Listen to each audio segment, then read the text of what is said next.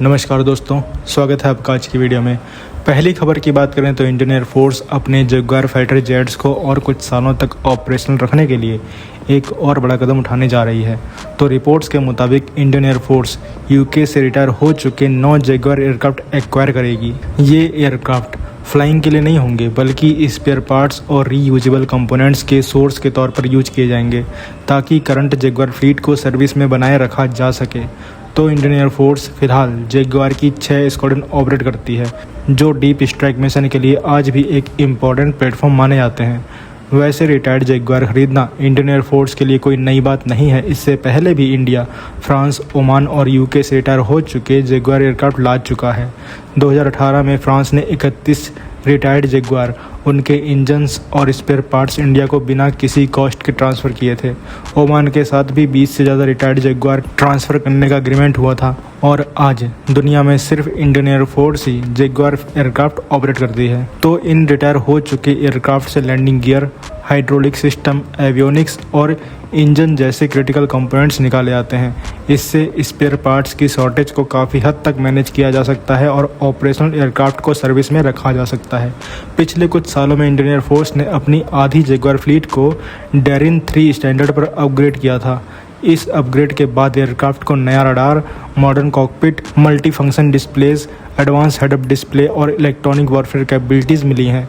ये upgraded Jaguar अगले कुछ सालों तक एयरफोर्स का हिस्सा बने रहेंगे। एक टाइम पर जगुआर को नए हनीवेल F125N इंजन्स देने का भी प्लान बनाया गया था, जिससे एयरक्राफ्ट की परफॉर्मेंस और सर्विस लाइफ दोनों इम्प्रूव होती, लेकिन प्रोजेक्ट की कॉस्ट काफ़ी ज़्यादा होने की वजह से इसे आगे नहीं बढ़ाया गया था। तो आप क्या कहेंगे इस खबर के बारे में कमेंट में ज़रूर बताइए।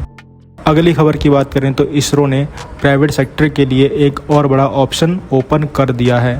रिपोर्ट्स के मुताबिक एजेंसी ने 3 स्मॉल सैटेलाइट बनाने के लिए RFP यानी रिक्वेस्ट फॉर प्रपोजल इशू कर दिया है। माना जा रहा है कि ये सैटेलाइट्स इंडिया के समूह इलेक्ट्रॉनिक इंटेलिजेंस का हिस्सा होंगी, जिनका रोल स्पेस से इलेक्ट्रॉनिक सर्विलांस करना होगा। इसरो ने अपने ई-प्रोक्योरमेंट पोर्टल के थ्रू इंटरेस्टेड इंडियन कंपनीज से बिड मांगी है।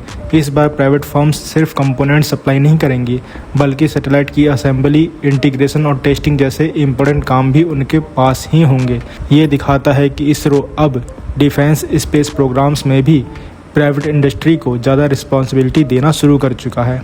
रिपोर्ट्स के मुताबिक समूह प्रोग्राम के अंडर डेवलप होने वाले ये सैटेलाइट्स इलेक्ट्रॉनिक इंटेलिजेंस मिशन के लिए डिज़ाइन किए जा रहे हैं। इनका काम एनिमी के रडार सिग्नल्स, कम्युनिकेशन नेटवर्क और दूसरे इलेक्ट्रॉनिक एमिशंस को डिटेक्ट और एनालाइज करना होगा। इस तरह की कैपेबिलिटी मॉडर्न वॉरफेयर में काफ़ी इंपॉर्टेंट मानी जाती है, क्योंकि इससे बिना बॉर्डर क्रॉस किए भी स्ट्रेटजिक इन्फॉर्मेशन कलेक्ट की जा सकती है। और माना जा रहा है कि ये सैटेलाइट्स एक कॉन्स्टलेशन का हिस्सा होंगी, यानी फ्यूचर में कई सैटेलाइट्स मिलकर कंटिन्यूसली सर्विलांस करेंगी। इससे किसी भी रीजन पर ज़्यादा फ्रीक्वेंट कवरेज मिलेगी और डिफेंस एजेंसीज़ को real time electronic intelligence collect करने में हेल्प होगी। इस प्रोजेक्ट की मॉनिटरिंग बेंगलोर के UR राव सैटेलाइट सेंटर के अंडर की जा रही है। टेंडर डॉक्यूमेंट से भी ये साफ पता चलता है कि प्राइवेट कंपनीज़ को कंप्लीट असेंबली, इंटीग्रेशन और टेस्टिंग प्रोसेस में इंक्लूड किया जाएगा। पहले प्राइवेट फर्म्स का रोल मोस्टली कंपोनेंट्स तक सीमित रहता था, लेकिन अब उन्हें पूरे सैटेलाइट प्रोग्राम का हिस्सा बनाया जा रहा है। अगली खबर की बात करें तो डिफेंस मिनिस्टर राजनाथ सिंह के जर्मनी विजिट के बीच एक बार फिर प्रोजेक्ट 75I की चर्चा तेज हो गई है। ये वही सबमरीन प्रोग्राम है जिसके अंडर इंडियन नेवी को 6 एडवांस डीजल इलेक्ट्रिक सबमरीन मिलनी है, लेकिन अप्रूवल मिलने के लगभग 2 दशक बाद भी प्रोजेक्ट अब तक कॉन्ट्रैक्ट साइनिंग तक नहीं पहुंच पाया है। रिपोर्ट्स के मुताबिक अगर इस फाइनेंशियल ईयर के अंदर जर्मनी की थर्सन ग्रुप और MDL के साथ डील साइन हो जाती है, तब भी पहली सबमरीन 2032 से पहले मिलने की कोई पॉसिबिलिटी नहीं है। बाकी सबमरीन्स की डिलीवरी 2037 या 38 तक चलेगी। मतलब जिस प्रोजेक्ट की प्लानिंग 1990s के आखिर में शुरू हुई थी, उसके कंप्लीट होने में लगभग 40 साल लग सकते हैं। इस डिले का सबसे बड़ा असर इंडियन नेवी की सबमरीन स्ट्रेंथ पर पड़ रहा है। नेवी के पास फिलहाल लगभग 17 कन्वेंशनल सबमरीन्स हैं, जिनमें कलवरी क्लास, किलो क्लास और जर्मन ओरिजिन टाइप 209 सबमरीन शामिल हैं, लेकिन इनमें से कई प्लेटफॉर्म्स 30 साल से ज़्यादा पुराने हो चुके हैं और धीरे धीरे रिटायर भी होने लग गए हैं। सबसे बड़ी प्रॉब्लम ये है कि जितनी तेज़ी से पुरानी सबमरीन रिटायर हो रही हैं, उतनी तेज़ी से नए प्लेटफॉर्म सर्विस में नहीं आ रहे। इसी वजह से इंडियन नेवी की अंडर वाटर कैपेबिलिटी बढ़ने के बजाय धीरे धीरे कम होती जा रही है। और एक और चैलेंज AIP यानी एयर इंडिपेंडेंट प्रपल्जन टेक्नोलॉजी का है। नेवी की कलवरी क्लास सबमरीन भी फिलहाल AIP सिस्टम के बिना ऑपरेट करती है, जिसकी वजह से उन्हें रेगुलर इंटरवल पर सरफेस या स्नॉर्कल करना पड़ता है। इससे उनकी स्टील्थ कैपेबिलिटी पर भी असर पड़ता है। और DRDO का इंडिजिनस AIP सिस्टम डेवलप हो चुका है, लेकिन उसकी ऑपरेशनल इंटीग्रेशन अब 2027 के आसपास एक्सपेक्टेड है।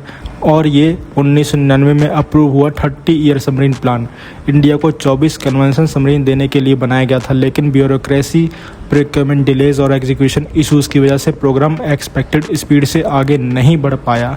अब उम्मीद है कि प्रोजेक्ट 75I की डील जल्दी ही फाइनल हो सकती है और इसके बाद सबमरीन इंडक्शन प्रोसेस शुरू होगा। लेकिन तब तक इंडियन नेवी को अपनी करंट फ्लीट के साथ ही नेवल रिक्वायरमेंट्स को मैनेज करना पड़ेगा। तो आप क्या कहेंगे इन सब खबरों के बारे में कमेंट में ज़रूर बताइए। मिलते हैं नेक्स्ट वीडियो में। Thanks for watching. जय हिंद, जय भारत।